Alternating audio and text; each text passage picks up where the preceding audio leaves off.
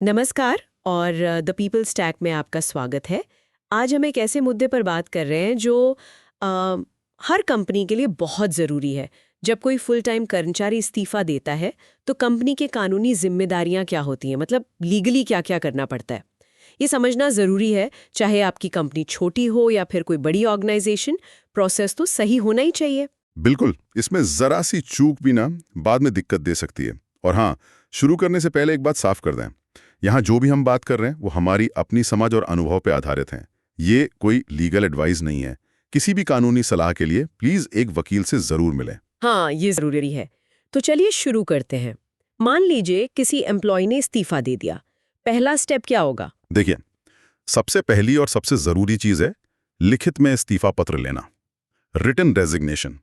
ये महज एक फॉर्मेलिटी नहीं है, ये ऑफिशियल रिकॉर्ड है। इससे तारीख वगैरह सब क्लियर रहता है। अच्छा, मतलब ईमेल भी चलेगा या फिजिकल लेटर ही चाहिए? ईमेल भी चलता है आजकल, बशर्ते वो वेरीफाइबल हो। लेकिन हाँ, लिखित होना जरूरी है। और साथ ही नोटिस पीरियड का ध्यान रखना होता है। हाँ, नोटिस पीरियड। जी, ये या तो उनके एम्प्लॉयमेंट कॉन्ट्रैक्ट में लिखा होगा या फिर जो स्टेट का शॉप्स एंड एस्टैब्लिशमेंट्स एक्ट है उसके हिसाब से होगा। दोनों पार्टीज को, मतलब एम्प्लॉयर और एम्प्लॉय, दोनों को उसे फॉलो करना होता है। सही कहा। तो लिखित इस्तीफा हो गया, नोटिस पीरियड तय हो गया। इसके बाद आता है पैसे का मामला, है ना? Final salary. जी हाँ, और ये बहुत अहम है, फाइनल सेटलमेंट। कानून इस बारे में बिल्कुल साफ है। कर्मचारी ने अपने आखिरी वर्किंग डे तक जो भी सैलरी कमाई है उसका पूरा पेमेंट करना ही होगा। और ये कब तक करना होता है? देखिए, जो नया कोड ऑन वेजेस है उसके तहत तो ये पेमेंट इस्तीफे के बाद, मतलब लास्ट वर्किंग डे के 2 वर्किंग दिनों के अंदर हो जाना चाहिए। सिर्फ 2 दिन? अच्छा। जी हाँ, 2 कामकाजी दिन। इसमें देर नहीं होनी चाहिए। अगर देर हो जाए तो मतलब जुर्माने के अलावा और क्या असर पड़ता है? जुर्माना तो है ही, पर उससे ज्यादा कंपनी की रेपुटेशन पर असर पड़ता है। सोचिए, अगर कोई एम्प्लॉय कड़वाहट लेकर जाए तो वो बाहर क्या कहेगा? आपकी एम्प्लॉयर ब्रांडिंग खराब होती है। हाँ, ये तो है। और अंदर के लोगों का मोराल भी डाउन होता होगा। बिल्कुल, तो टाइम पर पेमेंट जरूरी है। ठीक है। अच्छा, एक और चीज जो बहुत सुनते हैं, ग्रेचुइटी, ये कब मिलती है? हाँ, ग्रेचुइटी। देखिए, इसके लिए ना 2 मुख्य शर्तें हैं। पहली, आपकी कंपनी में कम से कम 10 या उससे ज्यादा कर्मचारी होने चाहिए। 10 लोग, ठीक है। और दूसरी, वो कर्मचारी जिसने इस्तीफा दिया है उसने लगातार कम से कम 5 साल की सर्विस पूरी की हो। अच्छा, 5 साल लगातार? जी, अगर ये दोनों शर्तें पूरी होती हैं तो फिर पेमेंट ऑफ ग्रेचुइटी एक्ट 1972 के हिसाब से ग्रेचुइटी देना अनिवार्य है। और ये कैलकुलेट कैसे होती है? कुछ 15 दिन की सैलरी जैसा सुना है? हाँ, मोटे तौर पर ऐसा ही है। हर पूरे साल की सर्विस के लिए 15 दिन की सैलरी, ये लास्ट ड्रॉन सैलरी के बेसिस पर कैलकुलेट होती है। और हाँ, इसकी एक मैक्सिमम लिमिट भी है जो अभी शायद 20 लाख है। ओके। फिर आता है पीएफ और ईएसआईसी का मामला। हाँ, प्रोविडेंट फंड। जी, ये पक्का करना होता है कि कर्मचारी के लास्ट वर्किंग डे तक का सारा पीएफ कंट्रीब्यूशन जमा हो गया हो, कोई बकाया न रहे।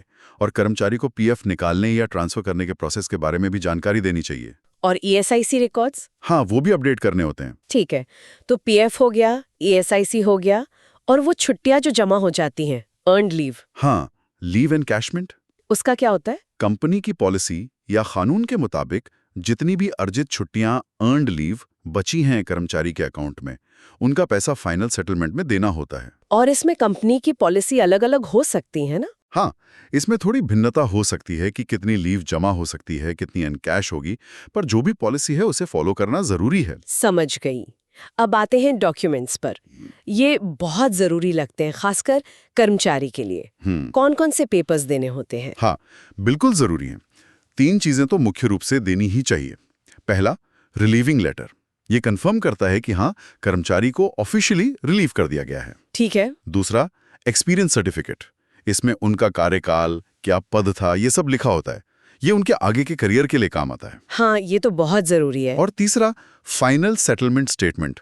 इसमें सारी डिटेल्स होती हैं, कितनी सैलरी बनी, क्या बकाया था, क्या कटौती हुई, ग्रेचुइटी, लीव एनकैशमेंट, सब कुछ एकदम क्लियर हिसाब। ओके, तो रिलीविंग लेटर, एक्सपीरियंस सर्टिफिकेट और फाइनल सेटलमेंट स्टेटमेंट। जी।